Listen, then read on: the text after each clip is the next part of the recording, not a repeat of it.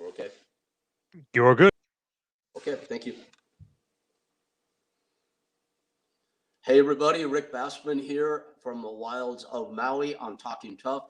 It is our first gray and rainy day this season, but that's okay because I have a guest on today who's always like just a bright ray of sunshine in my life. And if she's listening right now, she's probably laughing, but it's true. Uh, it's been a good week here. My dogs are great. Go-Go's doing great. I'm happy to report to everybody. Workouts, our shut-in workouts are good. Everything's cool. Life is good. Amidst these escalating, crazy times, and we know what I'm alluding to. All you have to do is turn on the news or turn on your computer. So it's our choice. Our experience is our choice, right? And we'll talk a lot about that today, I suspect, because the guest I have on today is somebody who has been through about as many trials in life as a human being can go through and endure and come out the other side with a pretty unwavering positive attitude. And I don't know about you guys, but I love people like that. And I am very happy today to welcome one of the very original American Gladiators, a professional boxer who holds a distinction of being one half of the first ever women's professional boxing match in Madison Square Garden. That's pretty cool. So I know every pro wrestler wants to perform in the Garden, and my good friend, I'm happy to say, who's joining us today, Shannon Dallas Hall, did just that. Shannon, so glad you're here. Hey, thanks, Rick. Thanks for having me. So glad to have you. So good to see you. You look fantastic. Hey, man, living the dream, right? Living the dream and the nightmare. That's what we do every day, right? Ain't that the truth? Ain't that? So I know how much you love social media because we lose touch every now and then. That's how I always manage to track you back down. And because I know you go on it, then you go off it, and I don't blame you. If I swear I need it for my work. It's probably just an excuse to troll it. I don't know. But I swear, if I didn't need it, I wouldn't have it either. But I was looking at yours. I sent you a message right before we got on here today. And I saw your line right up front says, no hating, no dating. What's going on with you and social media? Bro, I'm telling you, I mean, I'm sure this is like any other form of employment to pay my bills. It's like that, so I get so tired of it. Instagram, I have no problems with it. It just seems like Facebook, men from other lands and other countries, I mean, they just want to show you their penis. And it's just like, I mean, I'm not kidding, Rick. It's like a dating site. Facebook has turned to a dating site. So no matter how private you make it, the dick pics just keep on flowing. And I'm just like, this is like, and they rude stuff about my kids. So it's like, I think I've got it down like 350 people or whatever that I actually know. So, but it just sometimes gets to me, and it's just like, and they're like, hey, you're awful sexy, boy, nice tits, or whatever. I'm just like, for some reason, Rick, I mean, the lifestyle that we live in, you think that's not a big deal. I get so pissed off and so insulted. I'm like, I mean, chicks sometimes think that, I mean, I will knock a motherfucker out. I had punched guys out for like less than that. I'm just like, are you fucking kidding? I get tired of it. I get tired of the garbage. But on the other hand, your friends are there, your aunts are there, your nieces are there, your cousins are there, and Rick is there, and it's just like, fuck, I just, getting through the forest for the sleaze. So, but sometimes it just gets to me and I can't take it. Hey, I banged you 20 years ago. You remember me? Remember this thing? I'm just like, oh my God. And so it's like, okay, so that's me on Facebook. So I'm just going to keep it down to the personal. It just, I thought it was funny, so I had to ask the no hating, the no dating. You know what? I have to admit, some guy sent me a dick pic once. And I was like, I was so insulted. I wanted to drive over to his house and just slap him silly because what he wrote with it. Yes. But Shannon, you know how my wheels are always turning. I'm entrepreneurial. You know that about me. Oh, you did say if I had $1 for every one that was sent, maybe you should post, hey, for $5, I will send you a comment back on your dick pic. See how much money you can make in a week. You know what? I already love you. You just like pay my bills next month. What I'm gonna do is you're gonna filter the messages, okay? So I'm gonna give it to you. Yeah, I'll filter them for $6 each. How's that? No, thank you. Take a percentage, absolutely. Yeah, wow, that's awesome. So Shannon, are you okay saying like where you're based these days? Yeah, I'm good. I'm good. I'm in New Smyrna Beach, Florida. I'm home, baby. So we went around the world and back, and I'm back in Florida. So I just did a midnight run on the beach, and we've been to New Mexico this past year and to Texas, and trying to figure out where I want to actually buy a home. So at 50, I'm 50 years old now. So at 50, I finally settled down. I was like, am I going to LA? Am I going to New Mexico? Because we have family in all these places, right? And so LA, New Mexico, or Florida. And I thought it would be cheaper in New Mexico. We love it there. And shit went south and just prices went up in LA. So Florida's home base for me. So it's just, I've got my people here, have a support system. And man, that ocean is such a peaceful thing. I have to be by the water. And in LA, they don't even let you on the beaches. So I chose wisely because during the pandemic, I mean, they got shut down. You couldn't even enjoy the beaches during the pandemic, and that's like the best place to go because it's open air. So everybody here was on the beach, and that was such a saving grace place for me and the kids during the pandemic. So I chose wisely here. We had a little bit more freedom over here than my good friends in LA that are suffering terribly. So I would have flipped the fuck out and be punching holes through the wall. You know how I am. So I need this freedom over here and a little less condensed population. So this is home now. This is home. Good. I'm so glad you're happy. And yes, I do know how you are about that as well.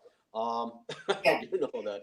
You know, it's funny. I love to kind of sort of brag on here, Shannon, that my record, you know, because of my height and my weight, you know, 5'4", 135, because I was always the boss. It was like kind of cool for me to like pick on the girls in the UPW days. It was always in good fun, of course, right? And, Yeah. and I love to brag about how my record is 1-1, 1 win, 1 loss. And my win is against Gina Carano, but my loss is against Ronda Rousey, who just handed me my ass. And I have to say, though, I still like to, you know, verbally joust with my female pro wrestling friends about, hey, when we finally go, you, my friend, oops, I got so scared. You got excited. You were one person I just never wanted to mess with. And I'm looking at your stuff online recently, and I'd say more so than ever. Man, you're still in shape and fierce as always, it looks like. Thank you. But yeah, the fierce is in a different different genre. It's called Menopause right now. Okay. So I thought now that you're getting scarier even. Okay. Yes. dude, I thought because I'm me and because you know, I athletic and you know all this kind of stuff that I would be able to miss that.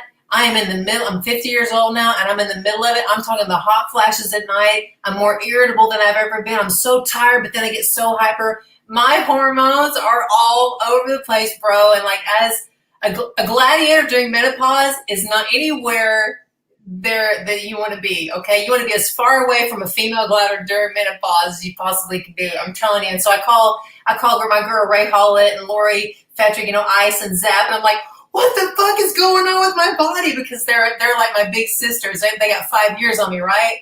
And so Lori's like, fucking go to the doctor, get as many drugs as you can. And Ray's like, you're gonna fucking fall down. Just make sure you hold on to shit because oh my god. So I mean, they're like my mentors, but they've gone through it too. So I mean, I'm in shape and stuff. I'm in the gym all the time because I'm so pissed off and frustrated. So I'm in the weights all the time. Yes. So you know, I wish I could go and knock people out for a living. I wish I could do that, but you know, I'm hurt from the floor up, you know, from the ground up to the fucking top of my head. I got injuries here and there, you know.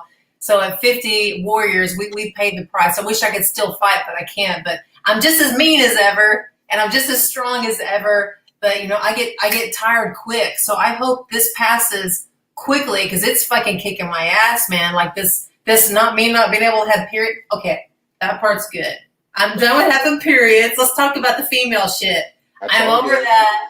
That's amazing. But with that stopping, I don't sleep anymore. I haven't slept in probably a year and a half. So my sleep has gone crazy. I sleep in the middle of the day. So Rick, life was hard before. It's twice as hard now. Just like to try to fucking keep my shit together. That's why I was on the beach tonight running the moon. I have to run it out. I have to train it out. I have to jog it out. So thank God our beaches were open up during coronavirus so I could keep because I was fucking going crazy. I'm hitting the heavy bag and did everything I can. So thank God I'm still able to do this. So how old are you, Rick? You're in your 50s, right? How old are you? I'm going to be 59 next month. You know, I think I can actually start getting like senior citizen discounts now and stuff like that. I know, right? It's crazy that we're still even alive. Do you just sit there and just say, I cannot believe I know you've been through some shit too this past year and a half. It's been crazy for you too. So at this point, don't you just sit there sometimes and say, I'm just so alive. I'm still in this body and breathing and still here. You know, Shannon, I take more, and that's more noticeable to me, or more present in my mind, like recently, more so than ever. I feel like at, you know, nearing 59, 60, if you will. Damn, that's freaking awesome, dude. Yeah, I think I feel like I've taken a better turn recently, mentally, emotionally, physically. I'm getting back in shape. I'm leaning out. I can see like 4 abs. I mean, that's not bad. Nice. And I just ordered but I live pretty isolated on Maui. You know, it's 7 miles from the ocean. You can see it from my house, but it's still a bit of a journey. We're up in the forest here. There's no houses around us, so it feels isolated. And I've got a big underside of the house. So I just cleared all the dirt, flattened it out, and I ordered a double end ball. I ordered a heavy bag, and I'm setting up a little gym under the house. So yeah, I'm like, you know, my body hurts. It's always something new every day. But I have this like insane fantasy in my head that I still have like one more fight left in me. So who knows? I mean, never say never. You're a fighter, baby. That means you're a fighter. We always think we have one, and that's what drives you to train. That's what drives you to pray, and that's what drives you to get your fucking ass out of bed every day. Well, it may be my long feared about match with Shannon Dallas Hall, but you never know. Well, you know, that would be your last day on earth, bro. So, you know, let's just keep that in the dream category. Yes, I like to talk a lot of shit, but I think I'm going to refrain from doing that in this case. All right. I think I'd be well advised to do that. Okay. Let's just stay in each other's corner. I'm going to stay in your corner. You stay in my corner. Let's always fight together. Let's not fight each other, because I wouldn't want that in you. You wouldn't want to see that side of me. We're home team, baby. We're home team. I love that idea. So let's talk about your fighting past a little bit. So can you list, like, quickly, for people that don't know, what your fighting credentials are? Let's see. Well, it started out when I was 5 years old. I knocked the first boy out that said my mom was like ugly or something. And my first fight career started at 5 years old, and I knocked this little boy out, and I realized I had some power in that hand. And I was knocking boys out in Arkansas for cheating, for lying. So it's like I never keep a boyfriend because I was always known for whipping boyfriend's ass, right? So my fighting career started when I was like born. So I was born fighting, right? So my technical fighting career started when I made the American Gladiators. That was in 1993, I believe, when I lived in Dallas, Texas. And it was on a whim. I just did a bodybuilding show. I moved to Dallas from Arkansas. I just did a bodybuilding show. I got second place in a heavyweight division, some sort, in Dallas. And me and my friends, we were going to drive to Houston and party the next weekend and eat, because my friends died with me, right? I mean, I have like a big family. I've got really good friends. My spirit family and friend family, probably like yours, is amazing. So we went to Houston. We were driving to Houston. On the side of the road, it said American Gladiator tryouts, right? So we were all smoking weed. We were drunk as fuck in the back of a car. We were partying, going to Houston. I was 22. Okay, so that's what you do when you're 22, right? So they're like, "Get out, Shannon, do it. Shannon's in shape. Let's go fucking whip some ass or whatever." We were all drunk and said, yeah. So they just pulled the car over, Rick, and I swear that pulling the car over that night changed my life forever. So I got out drunk as a skunk and just as a joke to try out. And even like drunk, I kicked ass. And I think me and Jazz was there. Remember Jazz on the Gladiators, long black hair? Beautiful girl. Me and her ended up at the end together on this powerbomb. They're like, put these two together. They want to see it. Like, put these two together. I'm like, come on, motherfucker, let's go, right? Woo! So we actually made each other look great. She and I was a little bit more athletic. She was just a big bodybuilder girl. She was just amazing looking, right? So she was really fun to hit. You know, so it's boom. Anyway, so we went to Houston. 2 weeks later, I got a call back from the Gladiators. hey, you made the cut, top 10 out of 1,500 girls or whatever as contender. We want you to LA. We made it to come to LA, blah, blah, blah. I was like, what? So this was great. Made the Gladiators, did the Gladiators show. And from the Gladiators show came the opportunity to do the first Tough Woman World Championship show. So I did the TV show for a couple of years in Los Angeles. I think it was alternate both years. So, you had to wait, and Siren was there, Zap was there, Ice. So you can only have 5 girls starting at one time. I was right there at the end, but during the summer I did the live tour show and was training. It was freaking amazing. So I did that for 2 years. And when we moved to Florida, which is what's brought me here, they had the live show in Kissimmee over by Disney. So they made a whole Gladiator arena in Kissimmee. And we did a live show 6 days a week. And once again, on a whim, something came through. We were all in the dressing room and they said, hey, does somebody want to judge this for a couple $1,000 for 2 nights? And I think it was in Detroit, Michigan. Shannon, you're up. Do you want this job? I said, yeah, I'll take it or whatever. And what is it? It's a Tough Woman World Championship, the first woman's fight thing. I'm like, well, that's cool. They said, yeah, they want you to be a celebrity judge. And I was like, judge, okay, well, that's cool. So well, what is the deal? And they called Art Door, who was the promoter. Oh, and, God. So I was going to ask if the Tough Man you're doing was the Art Door, Wendy Door deal. Yeah, I won a few rounds with Art myself back in the day. He's an interesting cat, for sure. And that's being nice. Yeah, let me show you my little tidbit about Art Door. Yes. So we asked them what was going on, and they said, first prize, $10,000. I'm like, well, what do you have to do to compete? And I was like, well, you can't have any professional fights. It's an amateur show because you win a professional contract if you win the thing, right? And I was like, wait a minute. I was like, okay, that sounds awesome. 2 days later, do you remember Christy Martin, boxer? Probably the first famous female boxer. Yes. Yes. So Christy Martin, they called me back 2 days later and they said, hey, well, we've got Christy Martin to judge instead, scratch that. We've got Christy Martin to judge or whatever. I'm like, they said, we'll still pay you, but we want Christy to do it because, she's more boxing. I'm like, okay, so I get paid. I was like, fuck that shit. I said, let me do it. So because Christy stepped in to judge, that opened the door for me to compete. And I was like, let me do it. Why can't I've never boxed before, but I've fought since I was 5 years old, knocking people out. What do you just put gloves in and go? I mean, I'd never trained or anything, Rick, right? So flew up there, fucking put my gloves on and wore some weird shit and just fucking mowed them down, bro. And I won 10 grand that day. It was 2 days of a tournament. So you fight 2 days straight. And basically it was like an endurance thing, right? So, which the girls were amazing, but I'm like, y'all don't know me, but y'all know me now, right? So that was my start of my fighting career, which is 1996. So I won a professional boxing contract. And let me interject real quickly. I think that's a great way to start.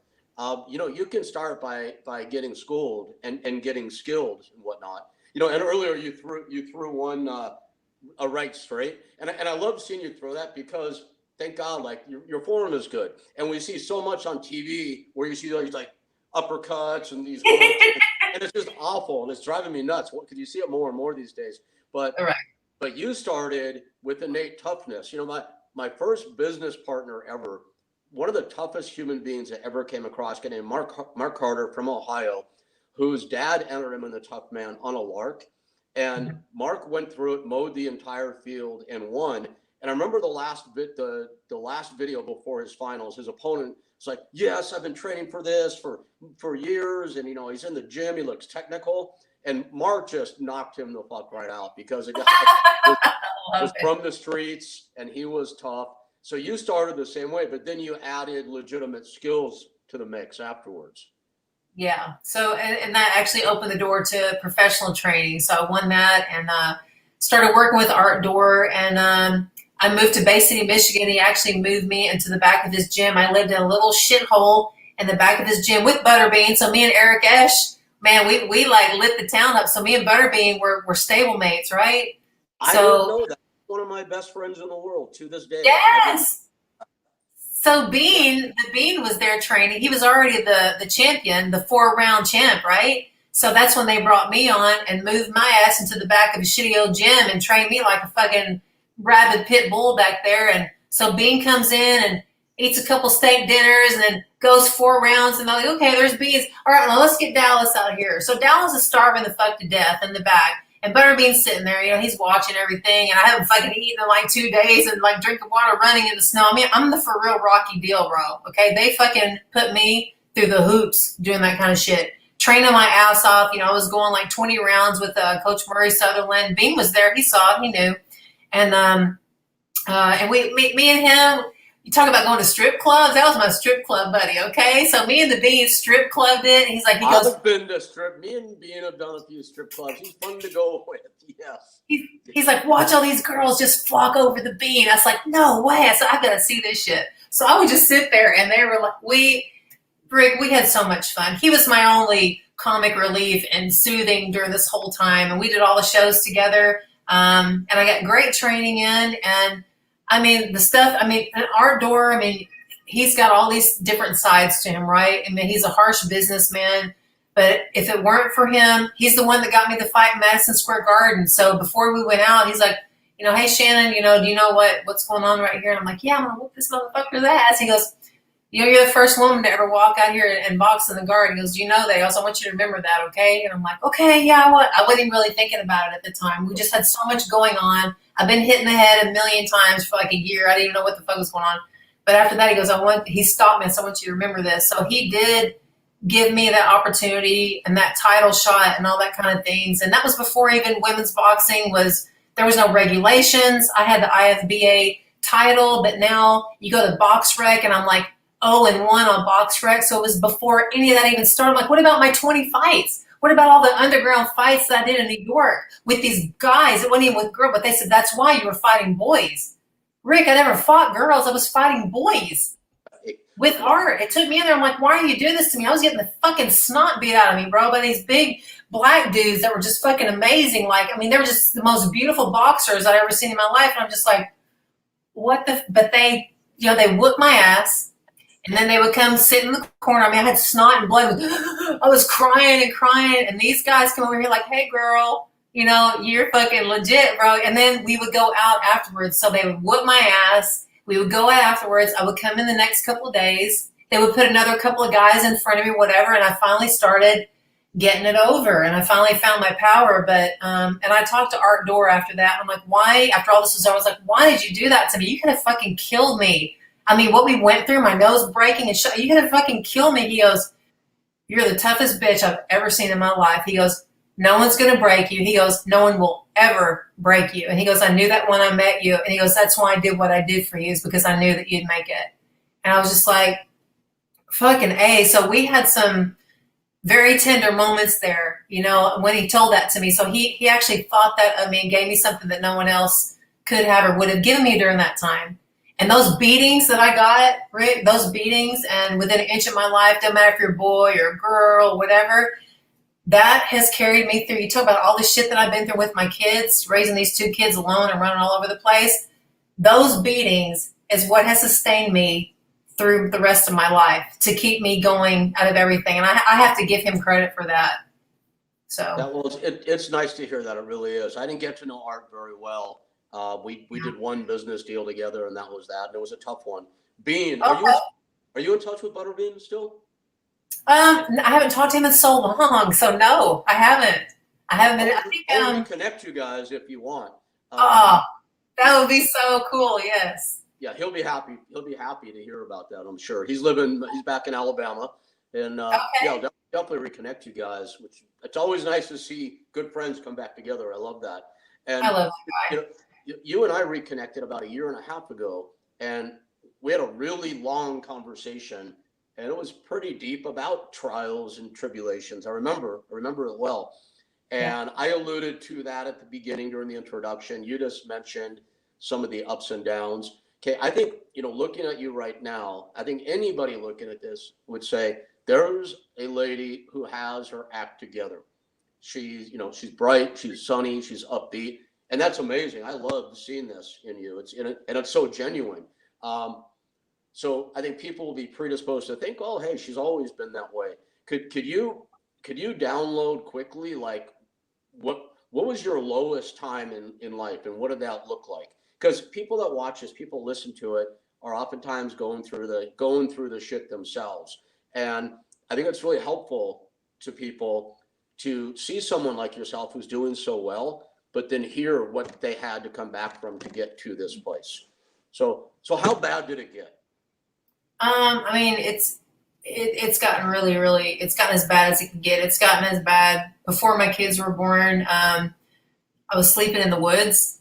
I didn't have a place to live. So I was sleeping in the woods at one point in Mexico with a guy that was supposed to be my fiance, and he hired a hit out on me. Had a couple Mexicans jump out of a van and try to kill me with a knife and stab me, and I had to fight my way out of Puerto Vallarta, but I was not supposed to come back. So I had the love of my life try to have me killed because he was so whacked out on drugs. And boy, I'll tell you that's a movie in and of itself. With my kids, my ex-husband getting another woman pregnant, abandoning me and my kids in LA, we lost everything, lost our house, lost our car. There has been a lot of things happen that I don't have a safety net. My family doesn't have money. My family's as dysfunctional as anyone's family could possibly be, So there's no financial security. There's no financial safety net. And I mean, to be honest with you, from the bottom of my heart, the only way I've ever gotten out of these situations, and there's more that even go a little bit deeper than that. That's just a little bit too deep to go to, but is when I drop down on my knees and I have to pray. When I ask God to please help me and my kids from the bottom of my heart. I mean, I am an avid Christian. I believe in Jesus Christ, and from the power of Christ is the only way I've ever gotten out of anything. And I'm telling you right now, the source of my strength is God. And, I think he reveals to me personally, God reveals his power and strength to me when there was nobody else there. And only when I did that did things start to turn around. So I know there is a magic. I know there is a power, because only until I've done those things and dropped to my knees and asked for help did things ever change. So, personally, when I've gotten that situation when my daughter was almost taken away from me out of a horrific divorce, there was abuse unimaginable in a horrific way that no one ever else knew or believed, and went to court, and court wouldn't help me, and I didn't have money for lawyers. I was trying to do this, and only when I dropped down my knees and just when I prayed, Heavenly Father, please, I'm in the name of Jesus, please help me and my children, help me with my, boom. I'm not kidding you. When I do that, Rick, it's not within 24 hours that my life turns around. But to get me to that point, because I don't go to church every Sunday. I don't walk around saying scriptures or whatever. But God brings me to my knees. And only when I come to my knees is an opening revealed and new life given to me. So my experience with God is so real that there's no other explanation for it, because there's no other person. There's no other bank account. There's no other husband. There's no other big sister, friend, whatever. It's my faith in God is why I'm still standing here, sitting here, and why I'm such a positive person. The only love that I have is the love of Jesus Christ. And I know that it's true, and it's sad. I mean, it's not just true, but it's sad that I don't have a husband. It's sad that I don't have a father. It's sad that I don't have a backer. It's really sad, but what's beautiful is that I do have a source. So my source is greater than any other source, and it can't be bought, it can't be sold. It's something so infinite that I think that I'm the most wealthy person in the world, because you only have true wealth until you have something that money can't buy.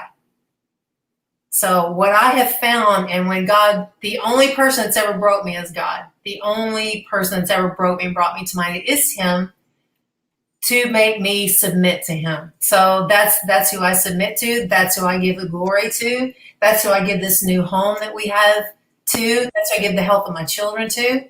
My little rescue pit bull panda that's 13. She can barely see her here. That's who I give. We brought her. She's been to New Mexico. We brought East LA. She's an East LA rescue 13 years ago. Yeah. She's been with us, and I've had to leave her here and leave her there. And by the grace of God, he's provided me enough finances to go get our little baby girl. And I'm showing my kids, you don't leave your family behind. You don't mistreat pets. You don't mistreat people. So at least they've seen their mama. They know where my strength is. And we're not like these average Christian Bible banger people, to no extent.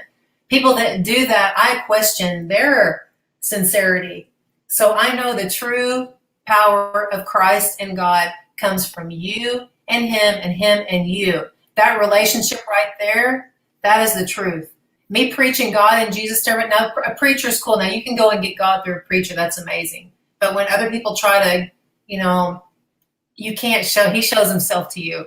That's the only way anybody can believe. I'm just feeling you relay a real experience. Your Yes. real experience.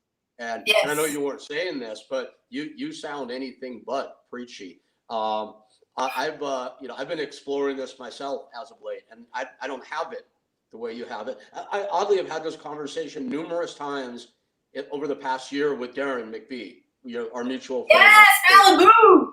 Yes. You talk with Malibu at all? Yeah, we're Facebook friends, and I see his posts, and he's always been that way. He is the most beautiful spirit, the most beautiful heart, and he is someone that does reach out. And I think that if you're meant to reach out to do that to people, that's your calling. That's not my calling, but I think if you're meant to reach out to do that to others in such a beautiful way as he does it, that's amazing. That's amazing. But for me personally, I have to fucking have the shit knocked out of me, everything taken away from me. Fucking a knife almost stuck in my side. The bitch, get on your knees and you need to fucking ask for help. So that's how it had to happen for me. Okay, so you called upon your faith to get you out. Now, you and I have had pretty similar experience, not the same details, but the same lows. Hell yes. Falling to the same depths. I didn't have that to get out. I didn't have any kind of faith until really just a couple of years ago. I mean, talk about waiting till late in life to open up and explore this. Better late than never, though, of course. Yeah. I got out of it. I still don't know how. I look back at it. I got out by sheer perseverance and just sweating it out, which I don't recommend for anybody. I really don't. So the people out there that are watching this, listening to this right now, and this may almost be an invitation to preach, and it's not intended that way. Yeah. I got what you said. I'm in a good place right now. I got what you said. It resonates with me. It makes me want to explore it further. Somebody out there listening, really, really hurting right now. You know how it is when you're hurting. It's if you don't open yourself up, it's hard to get any message. But yes. If you have their attention for a minute right now, what would you tell them? What would you advise? They're on the streets. They have no resources. They're all alone. What do you advise? I don't put you on the spot. Sorry, but I want to hear. No, but I've been there, to be honest with you, and I think that we put ourselves in certain situations. Maybe it is trying to find something. Maybe it is trying to see if someone loves you, if someone cares about you. And when you're at the very end of your rope with nothing or nobody, I'm just saying, I drop to my knees, and I just say, God, please help me. And I know that, universally there's a lot of different gods or whatever. I was raised, Jesus Christ, and I know the love and the power of Christ to me. I have personally found it. It's not what my mother had showed me. It's not what my, grandparents, they went to church for their own reasons. This is something that I have found only when I'm praying. Now I love watching Joel Osteen. Joel Osteen is amazing. I love watching preaching with him, and I cry every time. And when I connect with someone that's actually has the Spirit in them and the Holy Spirit in them, and just that gift of love and wanting to help people, I feel it. I'm very empathic. I know if people are bullshitting. I know if they're real. I know if they're spiritually enhanced. I do have a gift like that. Now that's also something that's helped me get through life. I can read people very good. I'm a little bit of a psychic. Have a little bit of psychic ability. Maybe it's because I'm an exceptional athlete. My cells fire on maybe more cylinders than somebody's or whatever, but I sometimes know things I should know, right? And I know things that have came to pass. So I have a little bit of psychic ability, which is also a blessing. That is a survival instinct. For me, that has become a survival instinct. And so that was pretty sharp. But when shit really hits the fan, and during COVID, we got this house, the gyms were closed. I didn't have any clients to train. We were almost going to lose my house. I didn't have any money coming in. Once again, my God, that's the story of my life, it seems.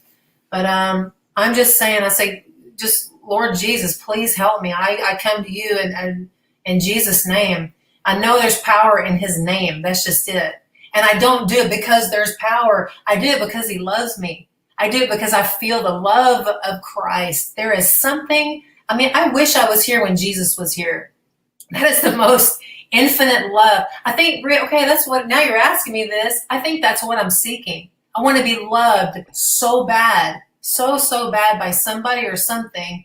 Christ is the only form of love that I know that I actually feel that feeds me. So the love of Christ is what sustains me. The love of Christ is what feeds me. That is the love that I'm craving for in a husband or in a partner that I can't find. Everybody just keeps fucking me over.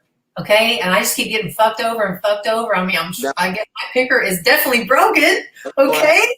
I have to interrupt now and ask you, I want to go back to this. Are you open-minded to not being fucked over? I don't mean to challenge you, but I want to put it that way. You know what I mean? We get to a certain point where we take if we don't take our past experiences into our life, then we're setting ourselves up for failure because it is education. But we can also take those past experiences and allow them to prevent us from finding something good in the future. Are you feeling like you're in a pretty open and good place for that sort of thing right now? Absolutely. My issue with relationships is that I am very loyal. I'm a very strong woman, and that strength feeds into my relationships. I'm strong enough not to fuck around. I'm strong enough to be honest with you. I'm strong enough to work with somebody and build an empire with someone. I'm that equal partner. And so when I put all this faith and my love into these guys that said they want to be the one, and then they end up fucking around with me. They end up lying to me. Now that doesn't mean that I don't forgive, but I don't forget, right? And it's to the point of I get so disappointed. I want a heart that's equal to mine. I want a love that's equal to mine. And we talk about getting deep and stuff. I'm so deep with that. And if you break my heart, you'll do it again. And it's like, then we become friends. I have a lot of really good friends, but I'm still searching for a husband that won't beat me, hurt me, cheat on me, and lie, So it's like, I can't find it. So like, I'm a little bit isolated. That is where I go to Christ and praying and listen to the preaching again. Christ's love feeds me the love and sustains me until my next relationship. Because I'm not a quitter, okay? I'm straight. I'm not a lesbian. I look so lesbian. I'm telling you, if I was a lesbian, I'd be the happiest lesbian. You do not look like a lesbian. No, but I mean, I'm serious. I'm so strong and butchy, and I have so many girls tell me. Right. I'm not kidding you. I would be so happy, but unfortunately, I'm straight, and unfortunately, I'm very intimidating to most guys, and I can't. I just whacked all my hair off again. But you know what? I mean, I'm gonna do something I've never done in one of these conversations before. I want to offer to play matchmaker because I have a guy for you. Rick, stop it! Are you being serious? I'll even tell you about him right now for everybody to hear. And if he might get, he's pretty quiet guy, so he may not love this, but I'm gonna do it anyway. Did you ever meet my friend and John Paz, our amazing producer, who's in the background right now? John's gonna know this guy, or at least know who he is. Do you know the name Sylvester Turki? Is that familiar to you, Shannon? Turki? No, I would definitely remember that, but no, I don't. Let me give you the quick rundown. Sylvester, first of all, age-wise, I would say he's 50 now, 51, somewhere in that neighborhood. He lives in Pittsburgh. But, it's just geography. He's successful, very conservative financially. He made good money as a pro wrestler and as a professional MMA and K1 kickboxer. And he saved all of it. He's really good about that. He is ultra Christian and was saying he always wanted to be with somebody who's, I think you call it similarly yoked. Is that correct? Is that the terminology? Yes. I don't know much about this. He's also 6'7", 315 pounds. He was whoa. He's an NCAA Division I wrestling champion. So you will not be kicking his ass, but that's all right. And he is truly one of the nicest human beings you'll ever meet on this planet. So I'm going to introduce you to, if you're up for it and he's up for it, I would love to make that connection. Oh my gosh, I already feel like small and petite, like in his magnificence. Hey, if we fucking went toe to toe, I wouldn't back the fuck down. That's my problem. So it's like, it's like, can someone just not, dude, I mean, people fight, but it's like, but he's that big. I mean, I guess it wouldn't matter. So that sounds amazing. What's his name again? He's a good dude. Sylvester. You can search him. First name is Sylvester, and he's gonna love when he hears this, John. Oh, I could only imagine that I'm fixing him up during an interview that he's not even aware of. And his last name is Turki, but it sounds like Turkay, Terkay. What nationality is that? Where is he from? You know what? We're really close friends, and he's got to be like at least third or fourth generation American.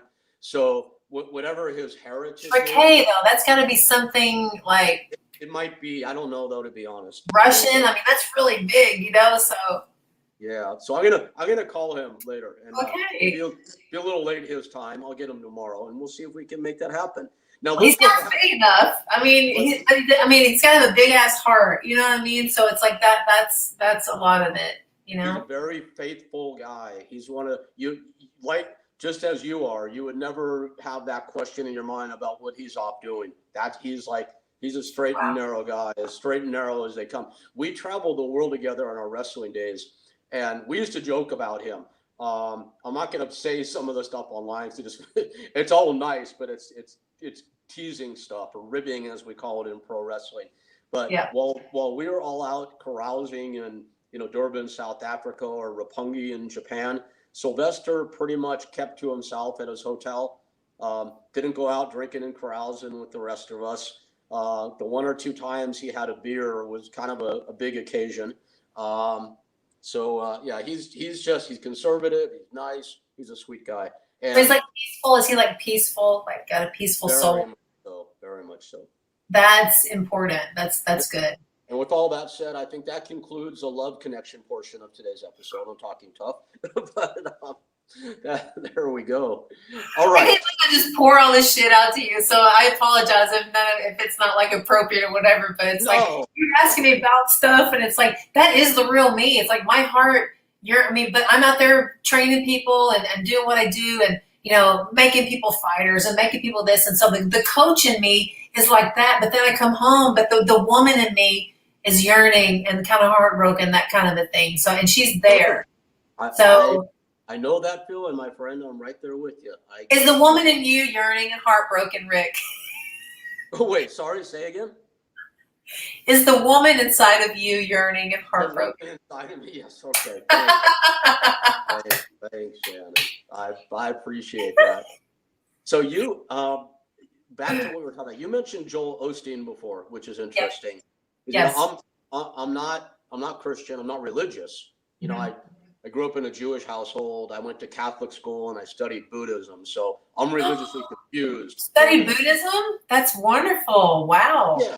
So the point being, I've had a lot of exposure to many different things, but I've never really landed on anything. I would definitely consider myself spiritual these days, is believing there's something that's greater than ourselves that we can draw strength from. And that's been very important to me.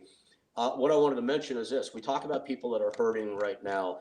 And, it's hard for us, I think, that are doing, people like you and I who are doing well now, we're doing so badly before, to remember what it was like in the moment. But it's dark, as you know, and it's sometimes damn near impossible to put one foot in front of the other. And you may remember that, you may not. It's hard for me to even, look back to that. I remember.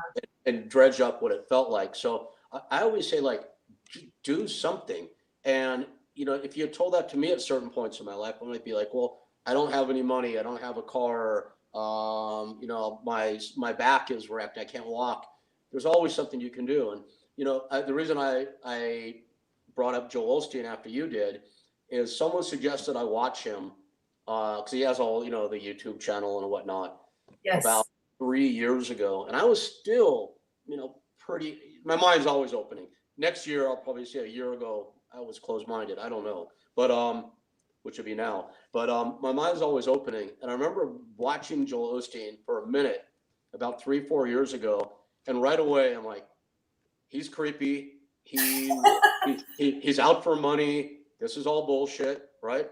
And 3 years later, now 4 years later, I watch one Joel Osteen video at least every week, at least one a week. And, and that's awesome.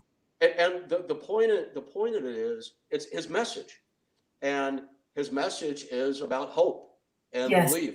and finding strength. And in my mind, to my perspective, at least suggesting practical ways to find hope and strength. And to people out there, now I'm kind of answering my own question because you got me inspired. If you're not doing anything and you can't do anything, you can always find a library with internet connection. And you can watch Joel Osteen, or you can listen to Deepak on your Chopra. phone. On your phone. Go to YouTube on your phone. They may not have phones. Somehow if they're watching this, so they probably have some sort of device, right? Right. Yes. And most people do on their phone. You're right about that. Yes. Yes. So there's always something there. You could put a Google search for happy, positive video and find something good. Expose yourself as much as you can to something positive, whatever it is. And like, what do you have to lose? Yes, it's like, what do you have to lose? If you're sitting there as a void, try something that connects with your heart. And I might connect with this, Rick, because I was raised like that. My mom did have me in church all the time, and I thought it was weird, and I never felt comfortable, and she always made me wear weird shit, and I never did. But, I don't know if that is why I connect with it now, because I was raised that way. But like you said, there is magic out there. There is power out there. Look at The Rock. Look at Dwayne Johnson. Look at Ronda Rousey. Look at these people that have soared. What is it that you think that makes these people go to a top tier? What makes it different? It's their belief. It's their hope. It's their faith. There's something in them, and someone has instilled something in them to keep fighting. That is your faith. So find something to believe in that is not expendable. So you have to put your faith into something that's not material, that's not, expendable. I mean, and Christ is just the person, the love, and the being there. It's like, it's never ending, I mean, he's immortal. There's a lot of vehicles to get there too. And I say it with all respect, if somebody hasn't found Christ, there are, and look, I'm open to that. I keep dropping names, and it's not my intent, but I've talked to Malibu a lot about this. I've talked to Sting about it a lot, the pro wrestler Sting, and I'm very open to it. I even purchased my first Bible not long ago, since I was in Catholic school a million years ago. But I haven't found that. It hasn't hit me. I like to think I'm open to it. So that said, there's so much out there that works, and I agree with you. It's faith and it's hope, I think, combined with action. And because I'm Shannon, for everything you came out of, I believe your faith and your hope brought you out.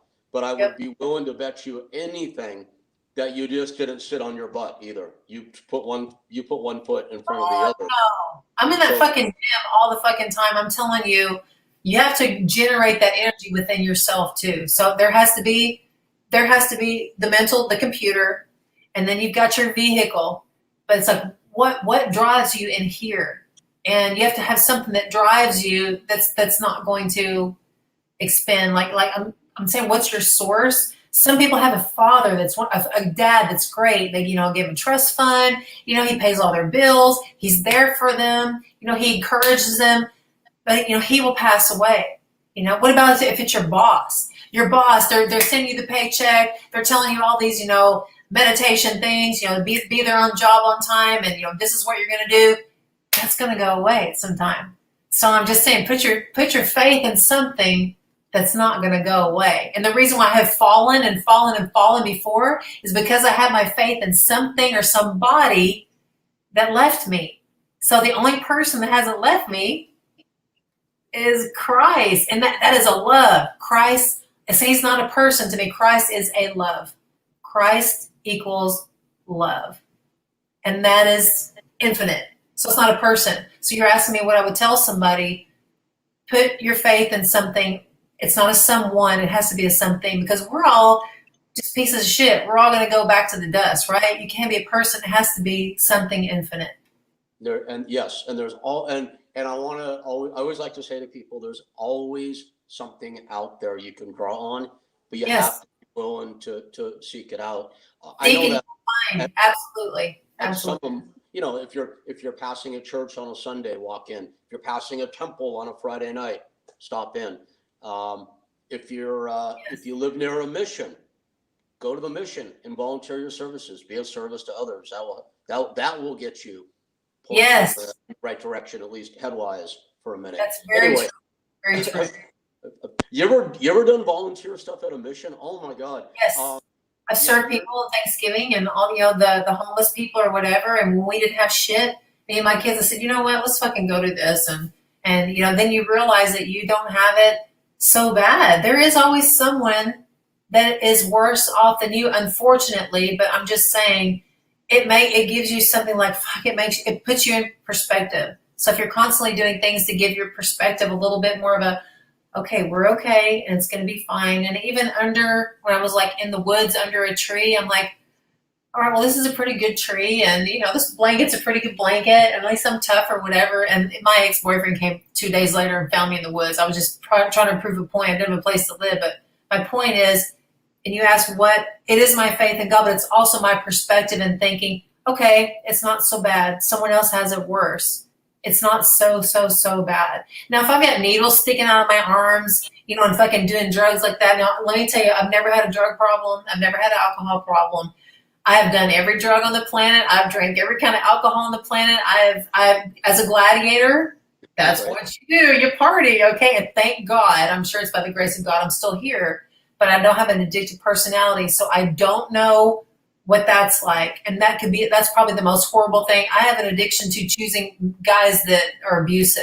I have that because my dad was abusive to me. So therefore I picked guys who are abusive. So we all have our crutch. So even someone that maybe have a heroin problem, well, look, you still can walk on 2 feet. You still can have use of your arms. Look at these people that are in wheelchairs that are paralyzed. So see, that is a perspective. Okay, they'll be like, wow, you know what? You're absolutely right.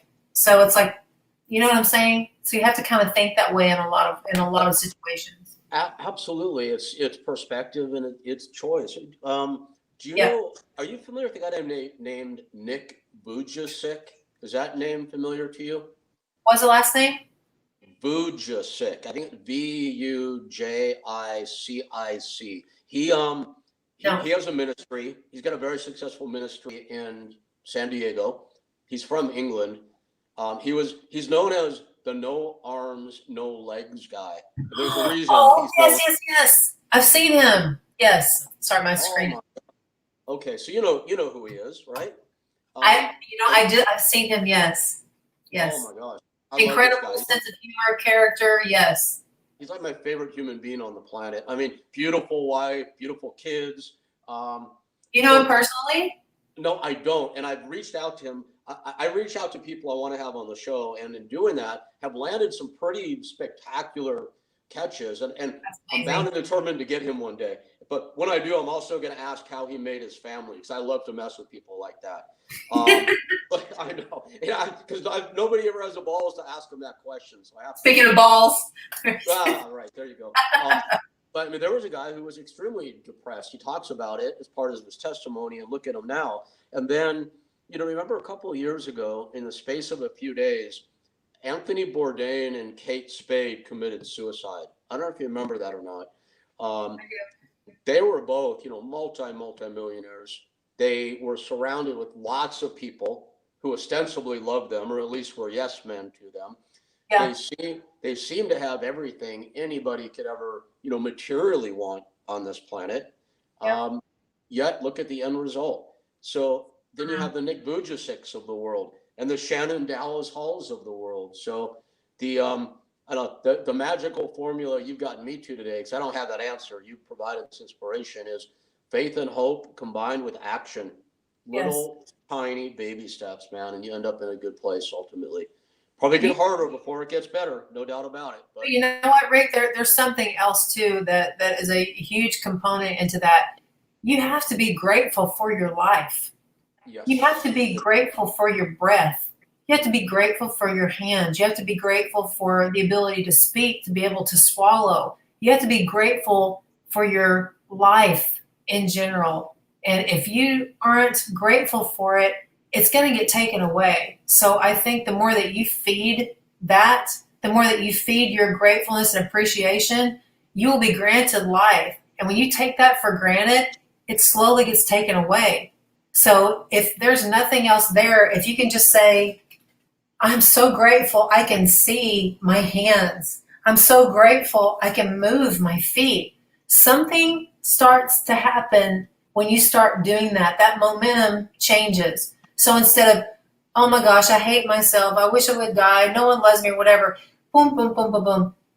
Hey, I can move my hands. Hey, I can see my feet. Hey, I can flex my arms. Hey, I can do this. I'm grateful to be able to see things. I'm grateful to be able to hurt. I'm grateful for my heart rate. So and something else Joel Osteen is very adamant about, the words that you sprinkle over your life is the seed that you're going to grow, or the seed that you're going to kill. Absolutely. And Shannon, you know, it's like we haven't got to like battle about anything today. I'm like 100% in agreement with you again, because you're right. You said, well, we left gratitude out of the mix, and you're 100% right. So I want to revise our formula in a moment here to come up with like a summary of that. And you know, you're talking about the arm, you know, moving and feet. Look at Nick Vujicic. I mean, when he was down, he didn't get to look at his hands and his feet because he doesn't have them, right? So he found something. And I can relate this to my personal experience, because when I remember when my wife and I were together, we did gratitude journaling every day, and we would write down.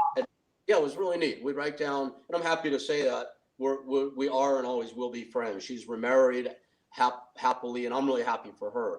Very happy for her. So we did gratitude journaling. She got me into that. After, you know, we were split and everything crashed at the same time, and I was at my lowest, I remember going to gratitude journal one day, and I came up with, I am grateful for my dogs, Marley and Ramon. And that's as far as I went. I could not come up with a second thing, Shannon. And why is that? It's not because there weren't things to be grateful for. It's because my mind and my heart had closed. So I know that now in retrospect. So okay, everybody, the Shannon and Rick magical formula is this: hope and faith plus action plus gratitude. And know this. Yes. No matter where you are and what, not you, because you already got this, but you can hear it too, of course. You actually authored this formula. But wherever you are, whatever's going on in your life, know that the potential for a better day always exists. The potential for a better moment always exists. It's just sometimes a simple shift of the mind. Life changes like that. Like that. Yeah. Like, wait for the this. Have faith for the this. Wait for it. It changes. As quick as it got bad is as quick as it can get good. And sometimes it's a little bit longer for the good. But man, the earth and us on it, it's in constant state of change. Everything is a constant state of change. That's why when things are fucking amazing, hold on to those moments, because it's going to change a little bit. You know, I mean, we can control things, you know, somewhat, but you don't know what's going to happen. Okay. So when, man, things are good, be grateful for that and just like enjoy the moment. You know, depression is thinking of the past. Anxiety is thinking of the future. We all have both of those things, but to be in the moment, that's what being in the moment means, because that is really all that you have. And so even when the moment is shitty, hold on. It's not going to be shitty forever. Okay. So the test of your soul and of your character is how long can you deal with it? So the way that you deal with it when things are really shitty is, I can fucking move my finger. Look, I can fucking scratch my eye. Look, I can move. And this little bitty mind games get you through to when someone says, look, you just got this brand new job. You're hired. Or look, this opportunity came up, and you're like, oh my God, that was amazing. So while you're moving your fingers and being grateful and toes, that gets you through like the hard times. I mean, honestly. So these are like the little games that go through my head like that. Okay, I have a nice soft blanket here. I have a chair that somebody gave me. That means somebody cares about me. I'm pretty sure that no matter what happens now, I have the tools to make it, to move forward. Yeah. And that is the Rick and Shannon formula, bro. So easy. And it's a mindset. It's a mindset. It's going to get rough. You have to love you first. You have to be grateful for your breath.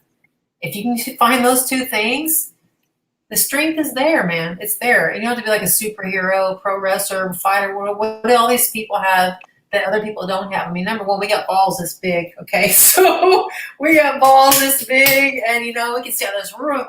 but we get knocked to our feet and our hearts. Regan, as you know, because you talk to all these athletes, we're strong people and we kick ass, but our hearts are, you talk about the vulnerability. That's the name of the show. The bigger the heart, the bigger the vulnerability. And so we hurt probably more than the normal people because we put ourselves out there. We're gladiators, bro. So yes, we get hurt, if not more than anybody. It hurts worse. So that's how you do it. Shannon, I don't know about you, but I've loved this conversation today. This has been really good. And we're at an hour, and I don't want to keep, I know it's late your time. So let's go to something really important to wrap up. Can you give us one good story about beating up a boy? Come on, let's wrap with something heavy. Wait. Do you mean like a bar fight or like a ring fight? Anything good, whatever you think people like will find entertaining in a perverse sort of way. Absolutely. Okay, but there's so many, so you have to like categorize the fight. You have to categorize because I do mixed wrestling, and I still wrestle men because I fucking love it. Okay. You do the mixed wrestling thing? I don't know. I have done mixed wrestling for 25 years, just with certain people and people that I like. You must be killing men from coast to coast. Oh my God. Dude, people pay me like last year I got paid like $500 to break a guy's jaw. So go. Do you know my friend Jennifer Thomas? Yes, I know. Session Girls. I'm on there. Yes. Okay. Yeah. Jennifer's one of my really close friends also. Session Girls. I had no idea. Oh my God. I would be terrified if you came through the door. Wow. No, well, see, but you pay for it. It's like role play.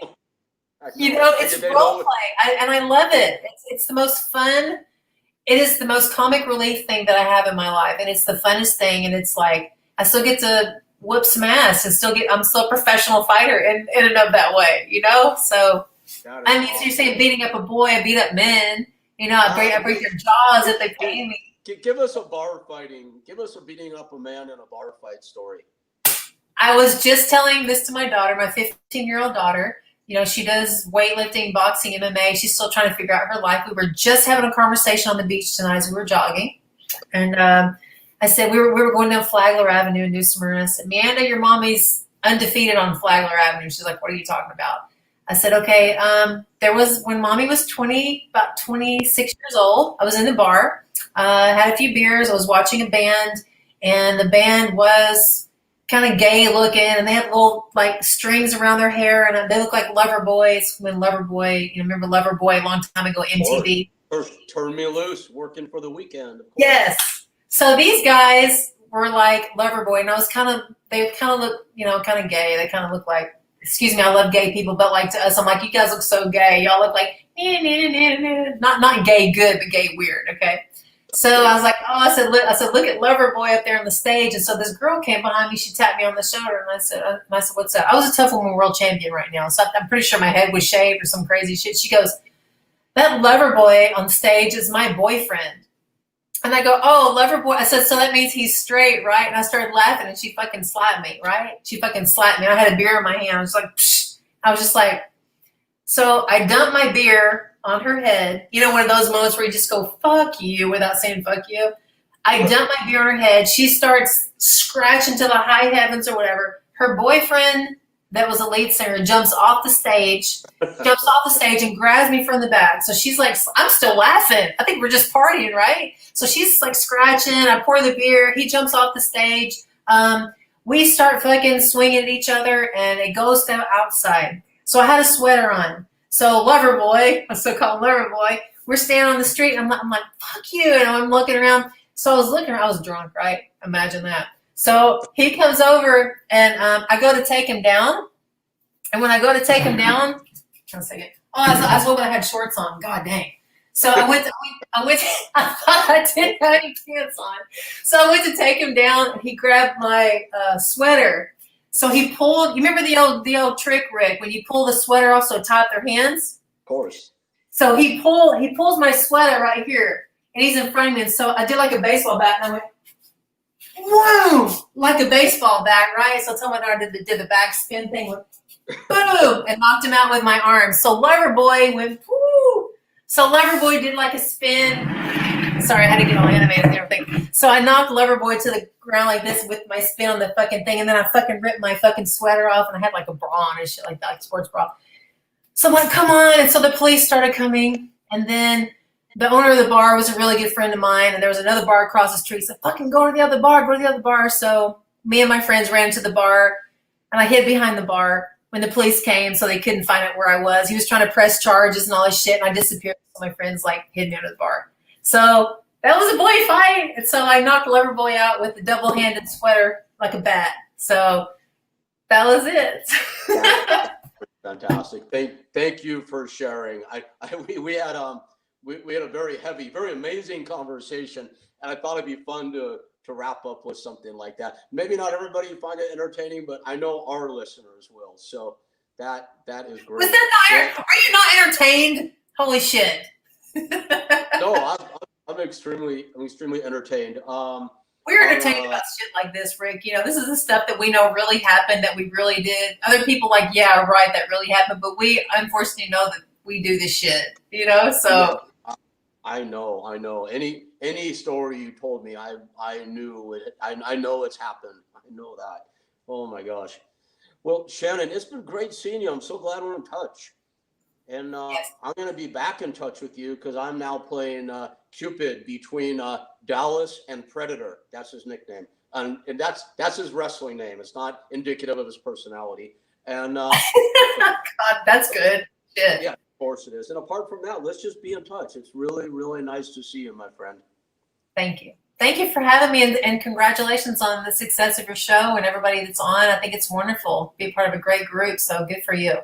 Well, thank you so much, and keep on being you. I look forward to connecting again soon. Oh, awesome. Maybe I'll come see you in Maui, so maybe Hawaii's on the map, so Please, I have to come visit you. Anytime, my friend. I'd love to see you here. Okay, thank you. Take care, Shannon. All right. Well, that was fun. John, are you with us? Yes, sir. Hey. I know you had texted. I asked if you had any questions for Shannon if she had done pro wrestling. And the reason I didn't put that to her on the show is I do know about Shannon and pro wrestling. And I had actually, in the heyday of UPW, I had introduced her to Jim Ross and Bruce Pritchard, and they were very interested, and she was interested, but at the end of the day, we just couldn't work out the terms.